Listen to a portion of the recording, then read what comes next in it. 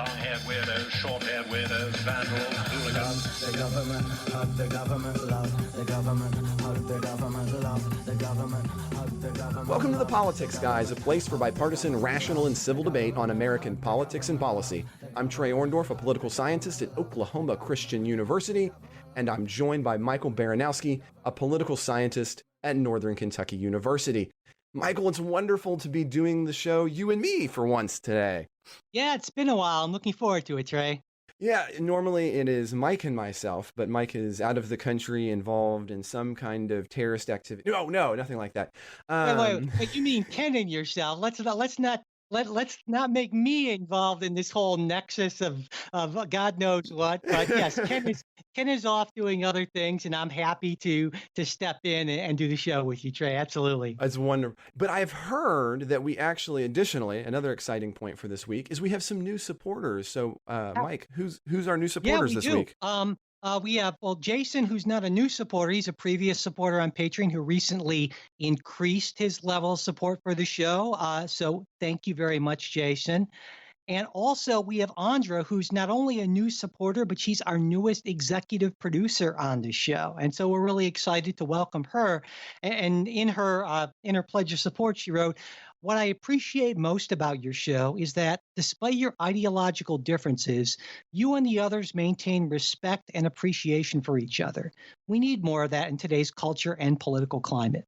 So I thought that was really nice. That's so thank so you very much. sweet. Yeah, absolutely. We appreciate And of course, that. you know, Trey, when you become a monthly sustaining supporter of the show on Patreon, it's more than just a little shout out you get. All supporters at any level get access to our weekly bonus show, which you and I, of course, are going to do right after we're done recording this show. And there's a bunch of other things, mugs, tote bags, special access, a bunch of stuff. And to find out what all of it is, you can just go to patreon.com/politicsguys, and it's all laid out for you right there. It's a lot of fun, and I'm hoping you will join. So, supporters, others, why don't we talk about the stories of the week? And I think this week, Mike, one of the biggest issues has been the question about citizenship on the census. And this is something that Jay and Mike talked about, but this week there's been some new developments. I want to kind of run through a little bit of that. Last week, the Supreme Court, to bring you back up to speed, blocked a census question that asks, is this person a citizen of the United States? Why? Well, the Supreme Court did give the administration an opportunity to try this question again if it could come up with a more persuasive argument. The majority on the court saw the reasoning from government as basically being more or less not true and therefore not valid grounds to add it to the census. So as a result of that finding, and then as a result of the fact that we have a timetable, you got to print these things up, you got to get them out, and it's 2019, this has to happen in 2020, a number of Trump administration officials, including Commerce Secretary Wilbur Ross, said on Tuesday that they were going to go ahead with the 2020 census without including the citizenship question. This gets reported. This week, then, Trump tweeted, I always feel like I'm leading with that this was all fake news. As a matter of fact, on the 3rd, Trump tweeted, quote, "The news reports about the Department of Commerce dropping its quest to put the citizenship question on the census is incorrect, or to state differently, fake. We are absolutely moving forward as we must because of the importance of the answer to this question." And then on the 4th, he writes, quote, "So important for our country that the very simple and basic, are you a citizen of the United States question be allowed to be asked in the 2020 census. Department of Commerce and Department of Justice are working hard on this, even on the 4th of July. So what are the alternatives? Well, one of the big ones here is the thought that there could be an executive order to place it on the 2020 census. So Mike, what do you think of this pushback from Trump in the face of even his administration? And what do you think as a policy development between the Supreme Court and the president if he goes ahead with an executive order on this issue? Well, I think to the first question you asked, Trey, part of this is just classic Trump, right? The Supreme Court issues its ruling. The administration, the professionals in the administration who actually understand more than a few things about government say, well, given this, there is just simply no way that we can stay within the law and actually do what the president or what Wilbur Ross would like us to do. Then the president talks to some, far-right conservative folks, reads a column by Hugh Hewitt in the Washington Post, or I don't know, maybe has it summarized to him or something, and says, no, darn it, we're going to do this, and it's going to happen. So, I mean, even apparently, his attorney general said, well, we can't do this. It's find a way. So, as to the executive order thing, I think there's this idea about executive orders in the administration and maybe more widely that is simply incorrect. An executive order is not a sort of a automatic pass to do whatever you want. I mean, certainly Donald Trump can issue an executive order, but that's not magic. An executive order in this case can't override the Administrative Procedure Act, which is, by the way, legislation passed by Congress, which calls for notice and comment, and that the proposed regulation can't be arbitrary or capricious. Now, some people might say, well, what about the wall? He issued an executive order there. Yes, but that's a different situation because he first declared a national emergency. National emergency powers are different things because once that's invoked, then the president can draw on other specific powers that Congress has granted him in the case of national emergencies, like the military construction authority to build a wall and so forth. And so I think this idea that an executive order somehow is an end around Congress or the Constitution is just simply, fanciful and just is not going to work, actually. No, and it's a good point to kind of put executive orders into context because they are not very well understood policy devices. Even, I think, in some cases, Mike, I don't know if you'll agree with this or not, but among scholars, as a matter of fact, we still are trying to kind of figure out as scholars, when are executive orders used? The kind of the standard model is that executive orders happen as a way to kind of have that, as you were calling it, an end run around Congress is one model. Another is kind of a persuasive tool. But there's been even more recent research that suggests that presidents use them more often when they're less popular. But generally, this is what we're talking about between Congress and the president. In this case, we actually have the president, Trump in this case, taking a look at going around a decision by the Supreme Court. So what do you think about kind of the executive order targeting the court? Because I see that as being a bit unique, a bit new in this particular instance, or do you think not? Well, yeah, I see your point, and I think you're right about that. And so, but it seems to me that certainly the president can issue an executive order on this, but then it will, of course, be challenged. It'll go back to the courts, and so we'll be back where we started essentially, and there will be some judge who will issue, a temporary injunction, and so the the citizenship question, won't be able to go out on there. And in fact, we know that the Commerce Department the Census Bureau is already printing out the questionnaires without the citizenship question. So to me, honestly, Trey, I think this is really more a political theater thing. It doesn't really matter in a sense, I think, at least to President Trump, whether or not this happens or not. I think, to me, it's just good strategy with his base, certainly saying, I'm going to do everything I can to fight to include this question.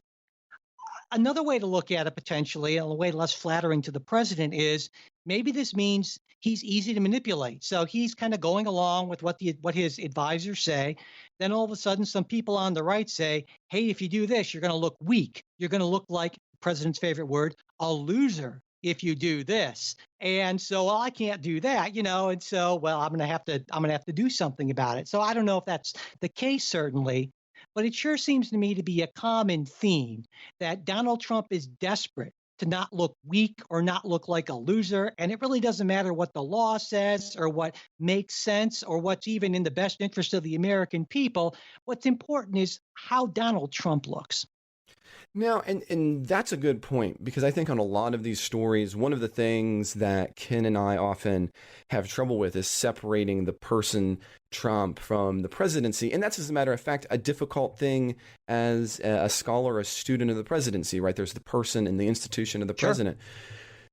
And so that kind of brings me to this next point, which is, as we kind of pull back a little bit and look at the census question and the possibility of an executive order, this threat from Donald Trump that we have fake news and we clearly don't, as a question about presidential power, because again, we're having a moment where a president is taking, as we're noting here, a very strong stance. And it wasn't that many years ago that Republicans, my party, were pushing against a lot of Obama tenure executive orders because they saw this as being too broad a sweep of presidential power. And back then I mentioned it, I'm going to mention it again here, and you kind of know, well, it's not going to be that big of a deal. And probably on this particular point, it won't be a big deal. But in the broad stroke here, as we back up, is this idea that we're comfortable with presidents threatening and implementing executive orders every time they can't win in any other avenue of government, and our party just the party's being willing to go along to it. Isn't this a small, tiny chink, but a chink to the detriment of the larger political system? Absolutely. That's really what I kind of worry about. Yeah, absolutely. You and Justin Amash, right? I mean, I know we're going to talk about him on the bonus show leaving the Republican Party, and that's he wrote a great op-ed in the Washington Post that I completely agreed with, and we should probably link to it because he makes exactly those points that you make, Trey. It's not surprising because you're both libertarians. Yes. And so, but in that sense, I agree with both of you. And this is it's one chink, but we've seen both parties basically say, well, what matters really is we get the result we want, and we're not going to worry about separation of powers or too much presidential power. And I think that's such a huge mistake. And this is just one more example of it. And I'm in total agreement with you on this. Absolutely. Well, and one of the things that kind of deeply bothers me is that the forms here matter so much. As a matter of fact, I couldn't help. I had to look it back up, listeners. Do you remember the 1953 quote from Justice Robert Jackson when he's talking about the Supreme Court? He says the Supreme Court, quote, "We are not final because we are infallible, but we are only infallible because we are final." Yep.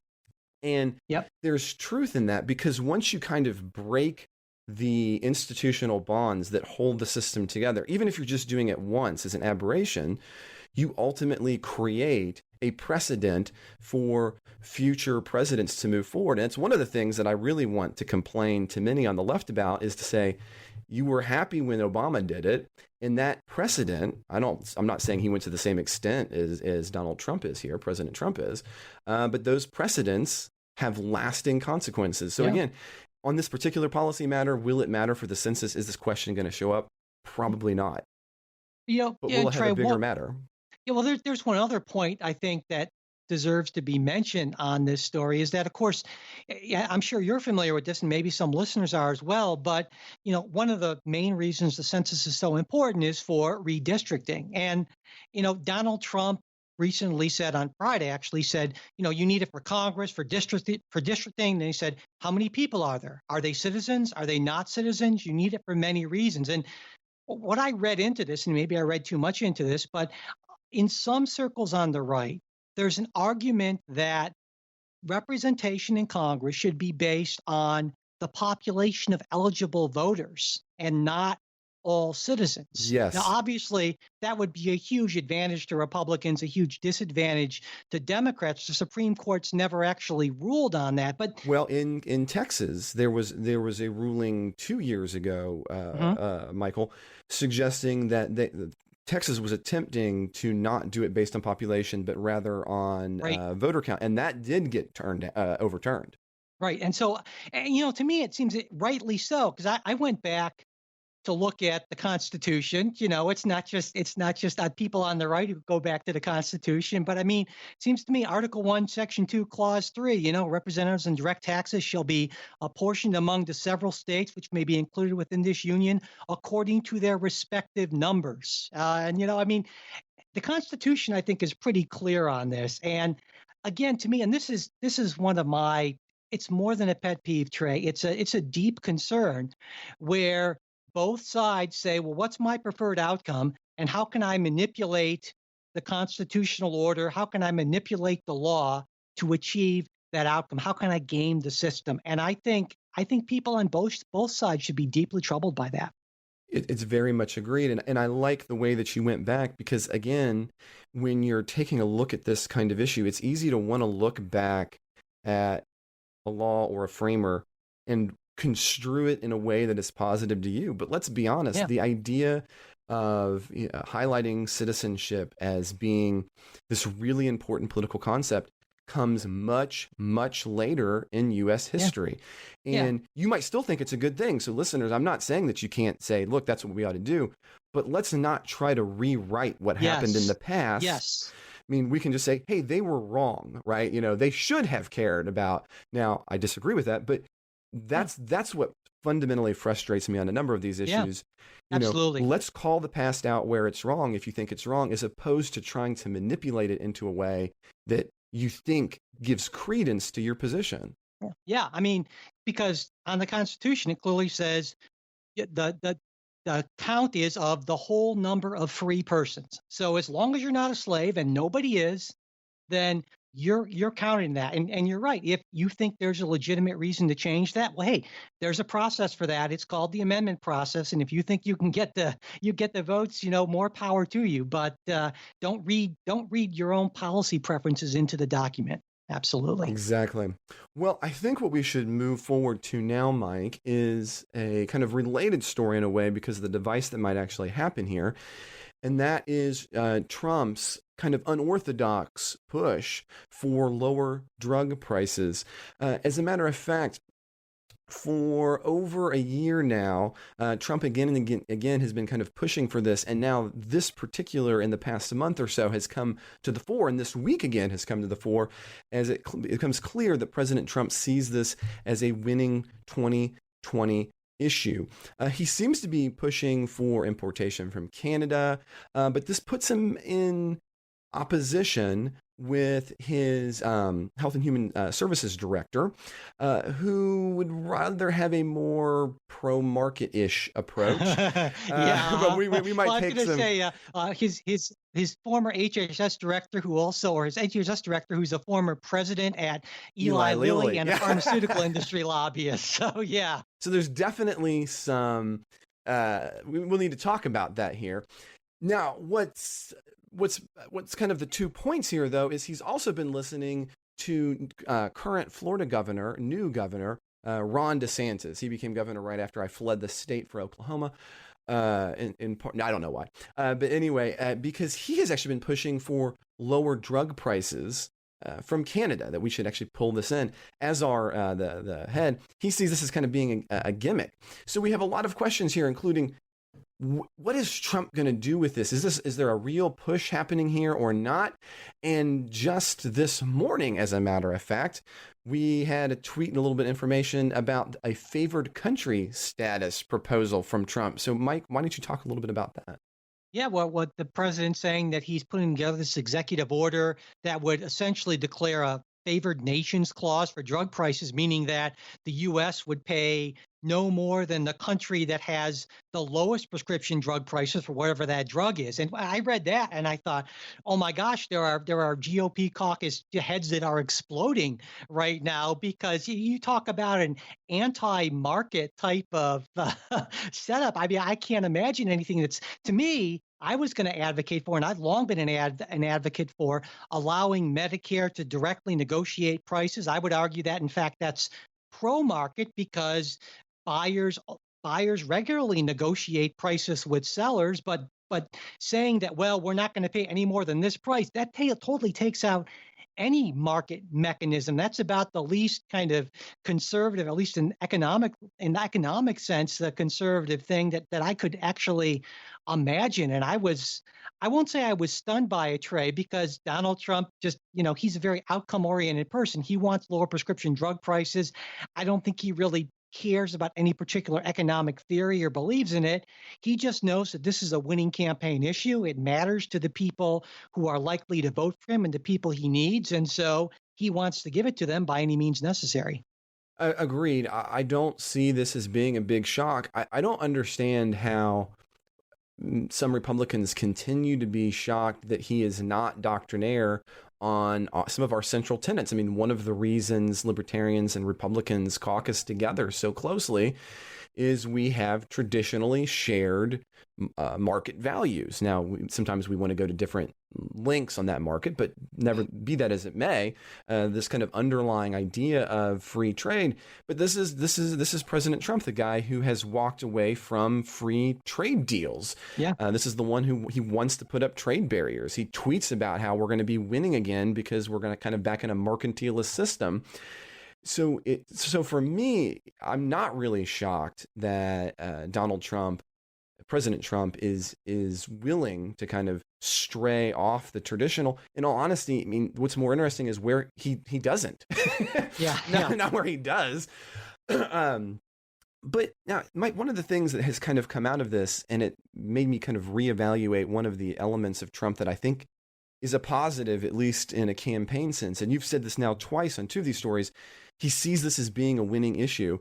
And according to a lot of sources, when Azar has come to Trump, trying to explain how he's going to bring drug prices down, Trump has repeatedly told him, quote, this is according to the Washington Post, quote, "I don't understand a word you're saying and no one else will either," end quote. Yeah. Yeah. Well, I mean, I will say that they've tried to do some things. For instance, approval of generic drugs has apparently gone a lot more expeditiously than it has in the past. And I think, other things being equal, that's certainly a good thing. But and drug prices and ads. Yeah, but that to me, I think that is totally pointless because people don't care what the list price of a drug is. What people care about is, what am I going to pay for this drug after my copay or what have you kicks in? And of course, you can't have that information in an ad. There'd be no way to know because of all the different insurance companies and plans. I should point out, hey, if we had a single insurer Medicare for All program, you could do that. And but I think, even if I assume he has the best intentions in the world, you have to look at his background. He came up looking at the world through the perspective of Eli Lilly through Big Pharma. And so it's tough to switch gears on that. I mean, there's this phrase sometimes, personnel is policy. I don't necessarily believe that entirely, but certainly that affects policy a whole lot. And I think that's why Trump is not getting what he wants from Azar, because, Azar is a Lilly guy, is a Big Pharma guy. And so if you want the lower drug prices, you're not going to get them with that guy in charge of things, I don't think. Not because he's a bad guy, but just because I think it's harder for him to kind of wrap his head around the different worldview.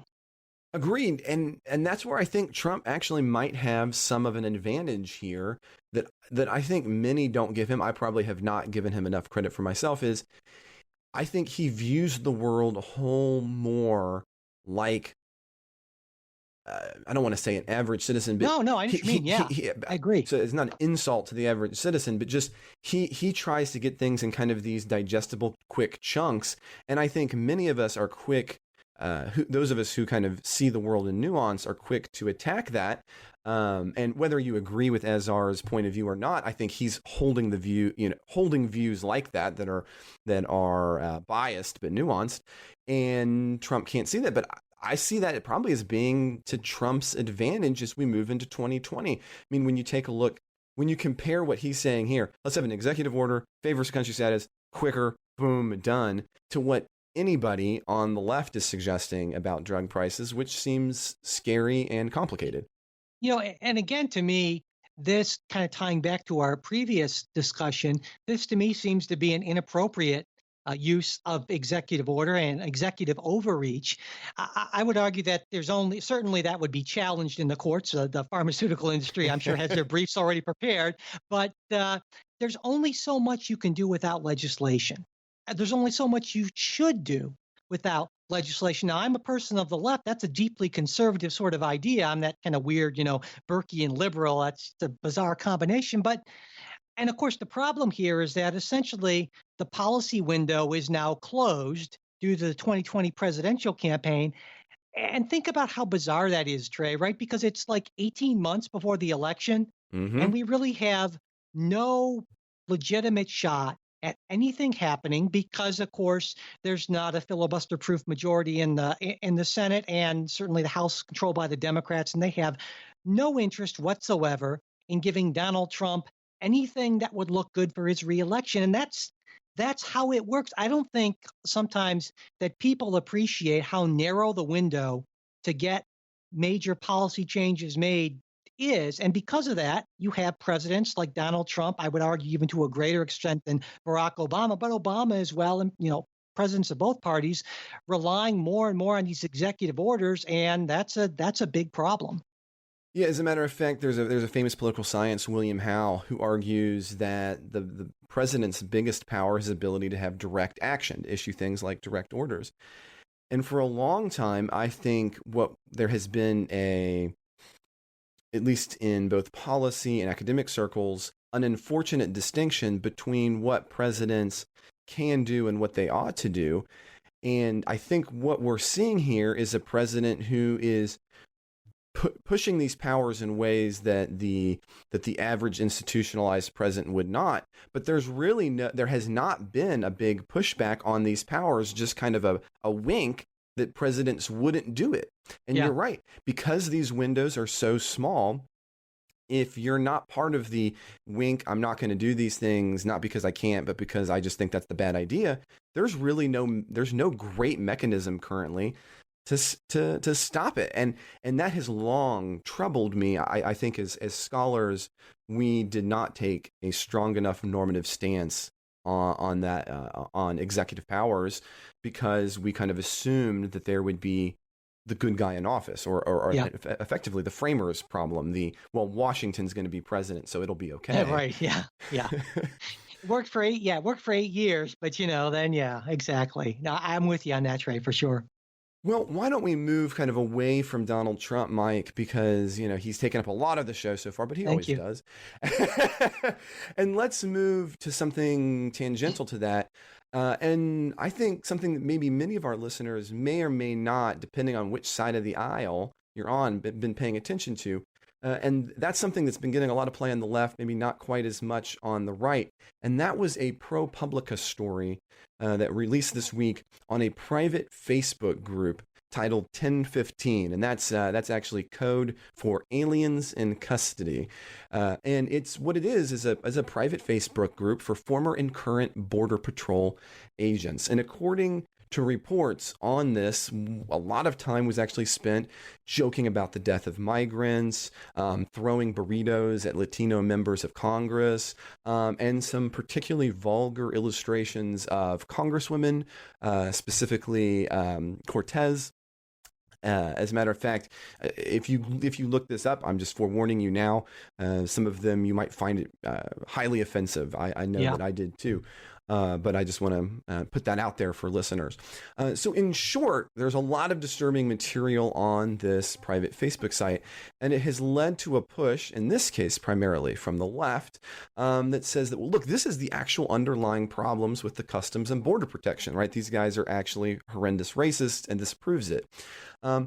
Yet there is some commonality here from when the right was blasting on a couple of FBI agents.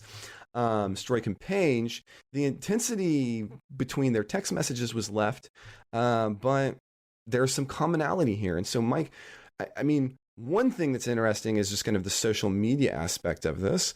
But another aspect here is I think we're really having a conversation about, to what extent does your private speech, should it stand for the position that you're holding, and therefore tie into your job as a civil servant? This is a complicated issue. I think we might have to talk about this for a minute.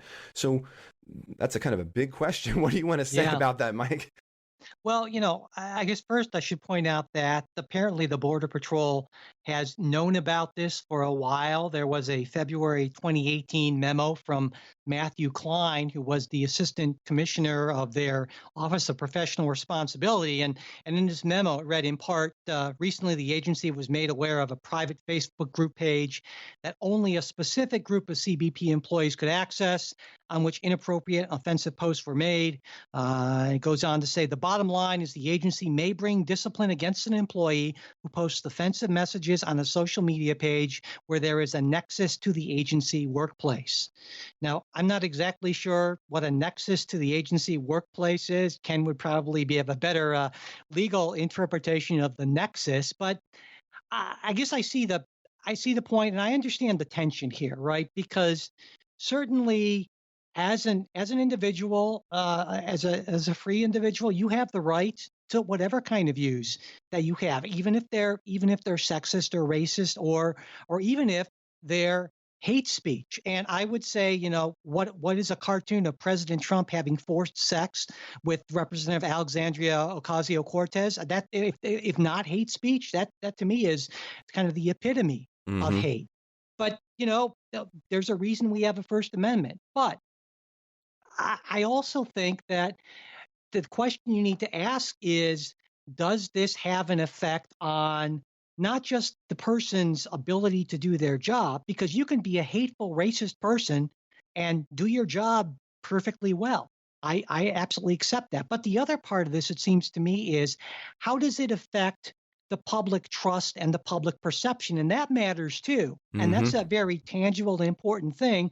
And I would agree that if the public feels that if people dealing with the Border Patrol have reason to believe that they are, a hateful, discriminatory, bad people in that sense, in regards to undocumented immigrants, then that's a real problem, and the agency apparently can and should take disciplinary action against folks who make those kind of comments. And this connects to this question of speech on social media and how it changes the way that we communicate with one another. Now, I want to put a huge caveat before I say this, but I'm an academic. Have been. This is actually going to be this fall is my ninth year post PhD teaching at institutions of higher education. And there, I'm sure Mike maybe disagree with me, agree with me, but there have been a number of Decembers and a number of Mays where what myself and a colleague was saying about, say, students, it was difficult. It was a bad time. Something was going on, and those things come out, right? Yeah, I can't believe that students did this or that. But those things die as soon as they come out because it's just into the air. It's not something that anybody would, write down. I'm not going to send a memo and say, "Can you believe whatever did?"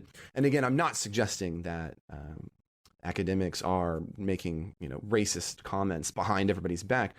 But rather, what I think is interesting here is that I don't think anybody on this Facebook page thought this was ever going to come up, because I think they saw Sure. this as being a completely private space, like having the office door close and venting about something. And so, Mike, what do you think about how do we think about what's private and public speech in this kind of area of social media, because it's becoming, a text message. I mean, in the case Sure. earlier, we think of that as being a particularly private institution. I think most people do, even though they don't realize that those text messages are actually, they are plain text for your Yeah. provider. I mean, Verizon, AT&T, they're getting those plain text, people, by the way. They can read that and you get a warrant for it and that comes out. But we kind of have an expectation that that's private. Do you think that plays a part here in this conversation? Yeah, absolutely. I mean, for myself personally, the rule that I have learned to live by is I don't put anything in any form of digital communication or print communication, whether it's even old fashioned, that I would have difficulty explaining to the entire world.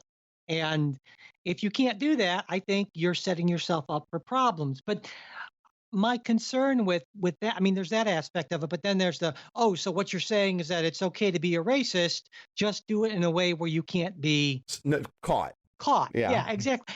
And no, I'm not saying that at all. I think some of those images and things were just reprehensible. And the DHS's Inspector General is doing an investigation, and I'm not going to rush to judgment here. I want to see what the conclusions of the investigation are, but it certainly seems to me, based on the incomplete picture I have, that they have brought dishonor on the agency, and they've affected the agency's ability to to fulfill its mission. And I think that's just a disciplinary worth offense, to say the least. Now, And this is something that kind of always troubles me a little bit, and I think this story kind of brings it to the fore. Do you think that one of the things that kinds of shocks us, I mean, one of the purposes of this show is to have rational and civil debate between people who are very thoughtful, but have sometimes deep disagreements between issues. Sure. And I think maybe sometimes we're a little shocked by the level of, at least I will say that I am shocked by the level of crassness and the level of hate that you see on these kinds of mediums. Do you think it's the media, it's the medium itself, or do you think this has always been present in people and we're just now getting a deeper look into it? In other words, if there was no Facebook, would these individuals still be having these kinds of views, or do you, or not? Yeah, I mean, absolutely. I think they certainly would. They have, and they continue to do that. I mean, certainly as academics, we have something of a sheltered existence in ways, but just like you, I wasn't always an academic. Obviously, spending time in the military, and I worked in construction and some other jobs for a little while. And you hear how real people, normal people, we're the weird ones, Trey, how normal people talk about things. And that's why when I hear folks talk about how racism and sexism are sort of things of the past, the ridiculous argument, well, we elected an African American as president, so we must not have racism problems. Yeah.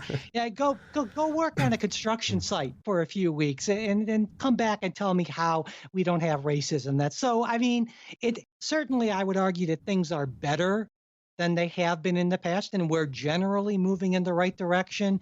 But the idea that we don't have these problems and they don't make a real difference, negative difference in the lives of women and minorities is, I think, just completely ill-conceived and wrong-headed. I deeply agree with that, and that's, I think, one of the areas where my libertarianness comes out, Mike. Yes, wholeheartedly, yes. But here's what I want to kind of circle onto and finish, and why I push on that. And that is the size of this Facebook group, the number of current and former agents. My question is, even if they take action, what does this mean that these were the best people that they could get for these jobs? Yeah, that's a good point. And what would they do? So in other words, you let's say we fired every single one of these people and they're gone. The same hiring practices that put them in presumably will still be there. Yeah. I also think, and this is, again, thinking about human nature, you put people in a presumably decent people. And I always try to start from a sense of presuming decency on people in a situation where they're overwhelmed, where they're dealing with just an impossible situation on a regular basis. It becomes, I think, not right, but it becomes at least intellectually understandable how those people in those positions can come to disdain or even hate the folks that they incorrectly see to be causing their problems. You mentioned the academic things. We talk about students sometimes at the end of the semester when we're overwhelmed with grading, could be like, oh my God, doesn't anyone teach the plural possessive anymore? Now that's obviously that's a super light version of this, but I think it's the same basic concept. When you're just burned out and overwhelmed, those sort of less good aspects of our nature come out. So I would argue that the bigger problem here is that I would say that the Border Patrol is almost certainly composed of mostly very good folks who are being asked to do too much with too little. And so the way to address this, I would say, in a more basic, fundamental way, is to look at our Border Patrol situation, to look at our rules about asylum, and we really need legislative action on this for a lot more resources and a reworking of the entire system. I wholeheartedly agree. I hate the current way that we deal with immigration, and I recognize, listeners, and this is one of the things that I know many listeners disagree with me on.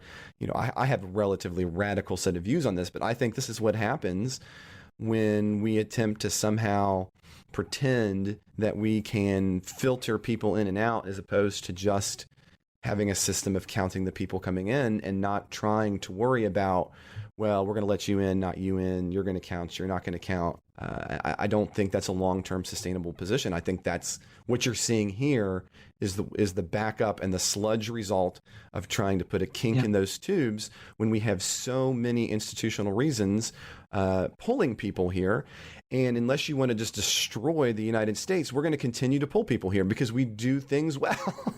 Yeah. And but I recognize that puts me at odds from many on both the left and the right. Yeah, I would say even with me, while I agree with some of those points, I am not as comfortable with. I would not say that you're totally open borders. You'd stop the bad hombres, that sort of thing. There would be checks and so forth. But certainly, you are more comfortable with, I would guess, with much higher levels of immigration than I would be okay with, but I'm comfortable with much higher levels of immigration than, say, certainly than President Trump and a lot of folks on the right would be okay with. So there you go. I think we have time for one more story, Mike, and that is one that, I'll be honest, I think you probably are going to agree on this. I didn't think we were going to be talking about busing on the politics, guys, for 2020. The 70s called. They want their policy back. There's this history like this. I feel like I should be. But here we are, and I think it is worth talking about for a couple of reasons. But let's kind of get there. What happened is that there was a Biden-Harris back and forth at the last DNC debate, and one of the big issues here is about whether or not we should have busing, and what this really is, listeners, is a stand-in question for race. Kamala Harris confronted Biden on this issue, and she turned it into a very much a capturable YouTube, I'm going to call this a YouTube moment, where she says, look, Biden, you were against busing, and busing's what fixed it. And by the way, I'm the little girl that got fixed. Now, that's an interesting story in and of itself, but the aftermath has been equally worthwhile. And that's because the Biden-Harris camps are kind of fighting over this.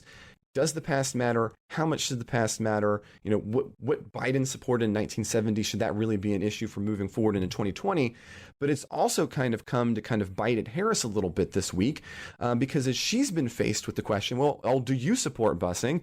And she won't give an unequivocal yes after taking Biden to task. Instead, she says, quote, it should be in the toolbox, end quote. So she doesn't specifically back federal mandated busing because, quote, she doesn't see integration as being the same problem, end quote. So I guess if I want to kind of sum this up for you, Mike, do you think Biden is woke enough to be the Democratic nominee? And isn't that really what this is all about? Well, I would say it's all about putting on my cynical hat, which is always pretty close to my head. I would say that this is likely to be, at least in large part, about Harris looking at the polling numbers, seeing that Biden is doing, I think, best of all the Democratic candidates among African Americans. He's the top candidate in general, of course, and then trying to find a wedge issue. Right now, busing is a bizarre wedge issue because it's not even really so much of a thing anymore. It was a thing in the 70s and the 80s, but really by the 90s, a lot of places had stopped doing it. In fact, because a lot of leaders in some of the communities where they were doing it, including African American leaders, were saying, this is not working for us, not doing what we wanted to do. And to be a little clear about Biden's position on this, he was absolutely for desegregation, but he didn't believe that busing was the right way to do it. And on the policy issue, I'm absolutely with Joe Biden. I mean, I think that school busing is highly problematic. In fact, I want to make, Trey, a liberal argument against busing. Even, I would say, a far left argument against busing. I'll go further left than I normally go, probably, than this.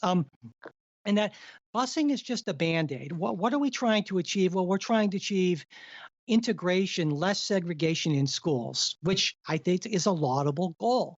But the real issue here, the way we're trying to do it, by taking kids and sending them, across town into this artificial environment, that's bizarre and wasteful. The real issue here is two issues, really. Number one, how we fund schools, the ridiculous property tax based system, which ensures that richer communities are going to get better schools, and also our race segregated neighborhoods. The issues we need to be working on are desegregating our neighborhoods. I mean, we have so many, this has been a bigger and bigger problem over time, right? Where we have neighborhoods that are so incredibly segmented by income and by race. And rich people on both sides, wealthy people, upper middle class people on both sides talk about how they care about the poor and care about minorities, but we don't want to live next to them or anything like that because that would affect our housing prices. And so I'm calling BS on both sides here, at least a lot of folks in both sides. The real answer to get integrated schools is to have integrated mixed development neighborhoods, and that's something that a lot of people with money just don't want because they can talk a good game, but when push comes to shove, oh no, we don't want those poor funny looking people living next to us. Well, and you don't have to look any further than what happened with trying to get people into the best schools, right? Let's cheat, steal, and do everything else so that we don't have to mix with just anyone. Yeah. I mean, and they, of course, will say, well, it's because I care about my kids and so forth. But, I would say the answer is not what's often been called white flight, but the answer is staying and working to change the system for everyone. But maybe that's asking too much, and I don't know. And of course, some would say, well, it's easy for me to talk. I don't have any kids, and so that's true. The only thing I've done is I sent my dog to, my dog Buffy to the canine school, but it wasn't a very good school, but she did okay. I don't know. But anyway, point being is I think that the real issue here is our incredibly segregated neighborhoods. And until we deal with zoning and land use and those kind of NIMBY problems, I think that we're just putting a Band-Aid over the real problem here. That is a worthwhile argument, Mike. And I think there's a lot of truth in what you're saying. And this is an area I think where we libertarians end up outflanking the left on the left. Yeah, good point. And I think the reason for that is that we have long been a little more comfortable with being weird. And we really kind of embrace this idea that what comes out of weirdness is really great things. You kind of put people together and they do weird and crazy things, and you want to be around people who are doing other weird and crazy things because who knows what will come out of that. And I think your point about the kids is right. And I haven't thought about this carefully, listeners, but as I was listening to Mike, it came to me. So I've got 3 kids, so I can talk to this one. And, for us, one of the things that I think you learn when you have kids, but very specifically when you have kids, is that you got to decide what things you're going to put into practice and not, because it takes a lot of energy. And it is really easy beforehand to say, hey, when I have kids, I'm going to do A, B, and C. It's a lot harder to do, we're always going to do this, the bedtimes. But I think these kind of ideological points of view come out more often than you'd think. It is amazing. I had a good colleague at it's another state, it's not here at this school, who very left, very, very, very left. And when I had my first son, this individual came to me and closed the door and said, now, I just want you to know, because we lived in an area where there was, as you were talking about, there were better and worse, i.e. segregated areas in that sense. And he said, now I want you to know, I've got all the ways to get TJ, that was my son, that's my oldest son, to the right school. Sure. And he's winking at me like, yeah, you know what I mean by white, right? He's like, now that I'm a socialist.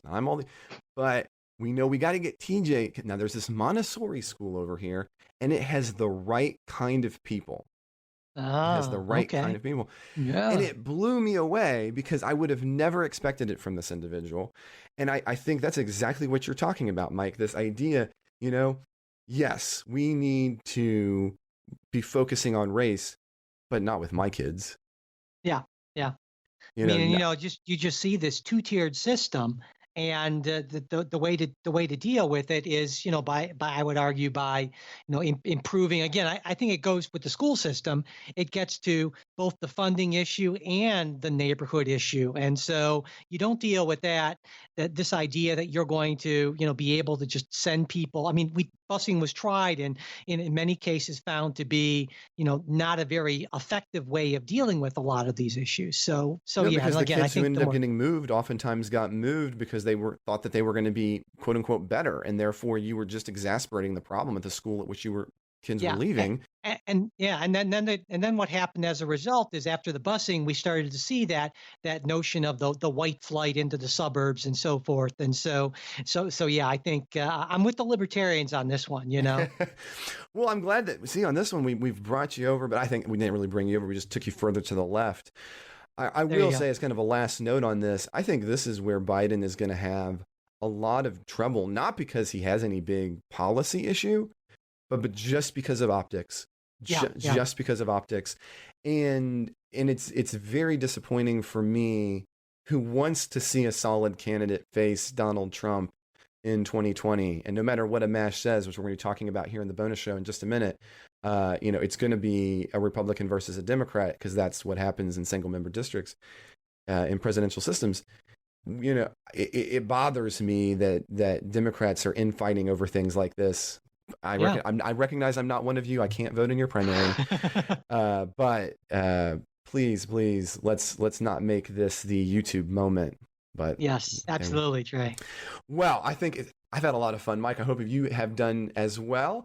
And as soon as Mike and I get done recording the show, we're going to be recording, as Mike has already mentioned, our supporters show. And as a matter of fact, this week, our big issue, we're going to be talking about what the 4th of July really means. We're going to be talking about fundraising. We're going to be talking about Amash leaving the Republican Party. So if any of this sounds like a lot of fun, it's time for you to become a supporter. If you're a supporter, you're going to be hearing this or seeing this in your podcast app by the time you hear me talk about this. And this is just one of the many supporters only benefits you get. If you want to see all of them, all you got to do is check out our Patreon page at patreon.com/politicsguys, or you can go to our webpage, which is politicsguys.com/support. If you've got a question, if you have a comment, if you think Mike and I have been crazy and we got something wrong, please, just a random thought you want to share, you can actually reach us at mail@politicsguys.com, or our Facebook page, where we're always having some kind of fun discussion going on. You can also message us on Facebook at facebook.com/politicsguyspage. That's politicsguyspage. And we are also on Twitter at Politics Guys. Subscribing to the show really helps, as does sharing episodes. Words of mouth is huge, and so we would love it if you put those on Twitter, on Facebook. So the next time somebody is bothering you on Facebook, instead of writing that mean letter, how about you just share the show with them, right? Talk about it in a passive-aggressive way to There teach you them. go, yeah. Leaving reviews, ratings, whatever you can do really helps, and we appreciate it. The executive producers of the Politics Guys are Bruce Johnson, Wilmer Morano, Andra Masker, and Benji Fishman. Today's show was produced by me, Trey Orndorff. We'll be back with a new show on Wednesday, where we hope you'll join us.